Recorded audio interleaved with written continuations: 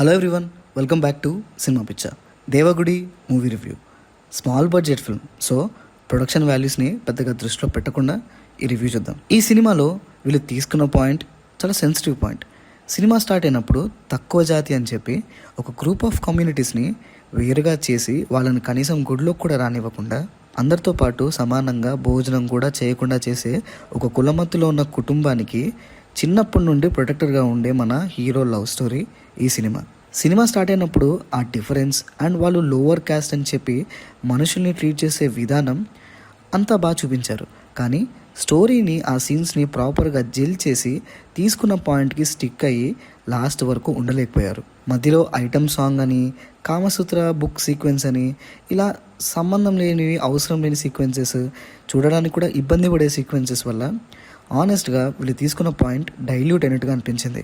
Narrative ఎందుకో అన్ఈవెన్గా ఉన్న feeling వస్తుంది. మేబీ బడ్జెట్ లిమిటేషన్స్ వల్ల కూడా అయి ఉండొచ్చు. సరే, ఇంకా పర్ఫార్మెన్సెస్ గురించి మాట్లాడుకుంటే రఘు కుంచే గారు అండ్ హీరో వాళ్ళ మదర్ మాత్రం చాలా బాగా పర్ఫామ్ చేశారు. మిగిలిన వాళ్ళందరి పర్ఫార్మెన్సెస్ పెద్ద ఇంప్రెసివ్గా ఏమి అనిపించలేదు. ఇంకా టెక్నికల్గా మాట్లాడుకుంటే బడ్జెట్ లిమిటేషన్స్ కనిపిస్తున్నాయి. బట్ నాకు అస్సలు వర్కౌట్ అవ్వని పాయింట్ ఏంటంటే, సీన్కి దీనికి సంబంధం లేకుండా బ్యాక్గ్రౌండ్లో స్మోక్ వస్తూ ఉంటుంది. కొన్ని షార్ట్స్లో ఆ స్మోక్ ఎక్కడి నుంచి వస్తుంది అనే పాయింట్స్ కూడా కనిపిస్తుంటాయి. సో ఇవన్నీ సినిమాటోగ్రఫీలో కొంచెం జాగ్రత్త తీసుకొని ఉంటే బాగుండని ఫీలింగ్ వచ్చింది. సో ఓవరాల్గా చెప్పాలంటే నాకైతే పెద్దగా వర్కౌట్ అవ్వలేదండి. కాస్ట్ డిస్క్రిమినేషన్ అనే పాయింట్ని డీల్ చేస్తున్నారు కాబట్టి స్టోరీ కూడా దానికి రిలేట్ అయ్యి ఆ లవ్ స్టోరీ లాంటివి కాకుండా కాస్ట్ డిస్క్రిమినేషన్కి సంబంధించిన సీన్స్ అండ్ ఆ రివోల్ట్ని బాగా చూపించుంటే బాగుండని ఫీలింగ్ వచ్చింది. సో అదండి మ్యాటర్. మీరు కనుక ఆల్రెడీ చూస్తుంటే మీకేమనిపించిన విషయాన్ని మాత్రం కింద కామెంట్స్లో మెన్షన్ చేయండి మర్చిపోకండి. This is Pranav signing off team cinema picture.